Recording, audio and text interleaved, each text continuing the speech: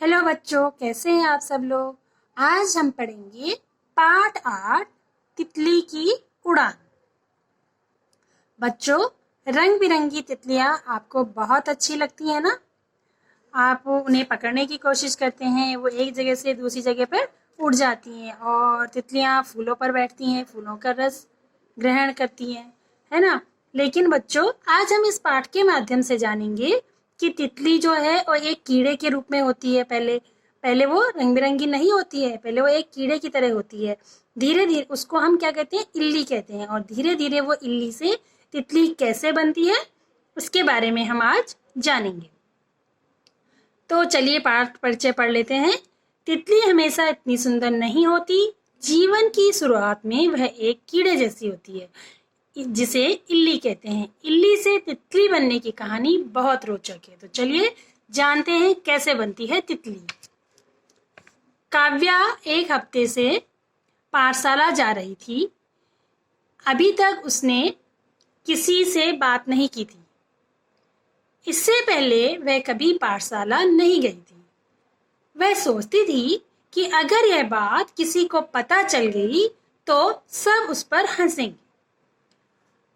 काव्या सोच रही थी कि मैं पहले कभी स्कूल नहीं गई और अगर ये बात किसी को पता चलेगी तो वो मुझ पर हंसेंगे, और हंसना भी चाहिए। वह स्कूल हमें अवश्य जाना चाहिए। पाठशाला में उन्हें लैला दीदी पढ़ाती हैं।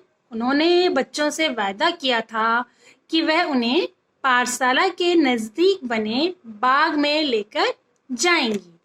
तो चलो कतार में खड़े हो जाओ, बाग में जाना है ना। लैला दीदी ने आवाज लगाई। किससे कहा? बच्चों से कहा। तो सब बच्चे एक कतार में चलते हुए बाग में पहुंच गए। बाग रंग बिरंगे फूलों से भरा हुआ था। फूलों पर रंग बिरंगी तितलियां मंडरा रही थी। नदी के रंग वाली नीली तितलियां, धूप की रंगत वाली पीली तितलियां, रसीले पपीते के रंग वाली नारंगी तितलियां और काले आसमान में टिमटिमाते तारों सी सफेद तितलियां। बच्चे बाग में तितलियां देखकर खुश हो रहे थे। तभी मैरी जोर से बोली, दीदी देखो, इतनी सुंदर सुंदर तितलियों के बीच कैसा अजीब सा कीड़ा। ठीक है, तो दीदी ने देखा और मुस्कुराते हुए बोली, मैरी, यह अजीब सा कीड़ा इल्ली है। क्या किसी को पता है इल्लियां बड़ी होकर क्या बनती हैं? तो काव्या के पेट में कुलबुलाहट होने लगी, यानी कि काव्या को मन में ये इच्छा होने लगी कि वो उसके बारे में जाने और उसको जवाब दे। ठीक है, उसे जवाब आता था, इसलिए वो सोची कि मुझे जवाब देना चाहिए। लेकिन वह सोच रही थी कि बोले या नहीं। गहरी सांस लेकर काव्या ने हाथ ऊपर उठाया और बोली, इल्लियां बड़ी होकर तितली बन जाती हैं। तो बिल्कुल सही जवाब लैला दीदी ने कहा और उन्होंने तितलियों के बारे में आगे बताना शुरू किया। तितलियां सिर्फ कुछ ही हफ्तों के लिए इल्लियां बनी रहती हैं। इस दौरान वे पूरे समय पत्तियां खाती रहती हैं, है ना। तब तो वे बहुत बड़ी हो जाती होंगी, मैरी ने पूछा। तो उनकी दीदी ने कहा, हाँ, खूब मोटी ताजी हो जाती हैं। खा खाकर मोटी ताजी होकर इल्लियां पौधों के किनारों पर अपनी सुरक्षा के लिए एक खोल सा बना लेती हैं।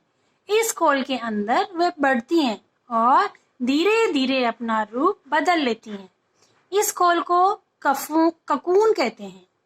लैला दीदी ने बताया, यानी लैला दीदी बोली कि जो तितलियां होती हैं वो अपना एक सुरक्षा के लिए अपने खोल सा बना लेती हैं और उस खोल के अंदर वो बढ़ती हैं और धीरे धीरे फिर अपना रूप तितली के लिए रूप में बदल देती हैं, और इस खोल को ककून कहते हैं। ठीक है, तो अच्छा बच्चों, क्या कोई मुझे बता सकता है कि तितलियां फूलों पर क्यों मंडराती हैं? लैला दीदी ने उनसे पूछा, बच्चों से पूछा कि तितलियां फूलों पर क्यों मंडराती हैं। तो दीदी, तितलियां फूलों पर इसलिए मंडराती हैं, मैरी ने उत्तर दिया कि दीदी, तितलियां फूलों पर इसलिए मंडराती हैं क्योंकि वे फूलों से पराग चूसती हैं। मैरी का हाथ पकड़ते हुए काव्या ने कहा। ये किसने कहा? काव्या ने कहा। ठीक है। अब बताओ पराग किसे कहते हैं? फूल के अंदर की जो धूल होती है उसको पराग कहते हैं। तो पराग लेने के लिए तितलियां फूलों पर मंडराती हैं।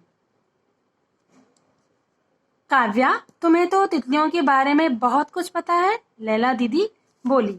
ठीक है, तो काव्या मुस्कुराती हुई बोली, दीदी मुझे तितलियां बहुत पसंद है। मेरी चाची ने मुझे तितलियों के बारे में बहुत सी बातें बताई थी।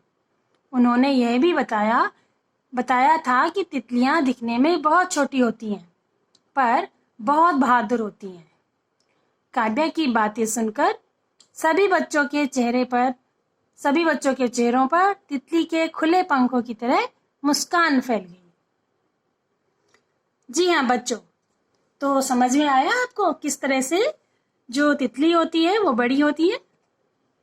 पहले एक अंडे के रूप में होती है, धीरे धीरे वो एक कीड़े के रूप में आती है, फिर वो कीड़ा पत्तियां खाता है ना, और अपने लिए खोल तैयार करता है अपनी सुरक्षा के लिए। उसके अंदर वो धीरे धीरे बड़ा होता है, ठीक। फिर धीरे धीरे वो रूप परिवर्तित करके तितली बन जाता है, और इसका जो खोल होता है उसको ककून कहते हैं, है ना।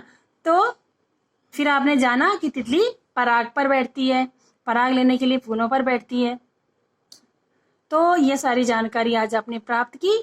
इस पाठ के माध्यम से सभी बच्चे पाठ पढ़ेंगे, अच्छे से रीडिंग करेंगे, ठीक है, और पाठ के शब्दार्थ भी साथ में लिखेंगे अपनी हिंदी की नोटबुक में। धन्यवाद।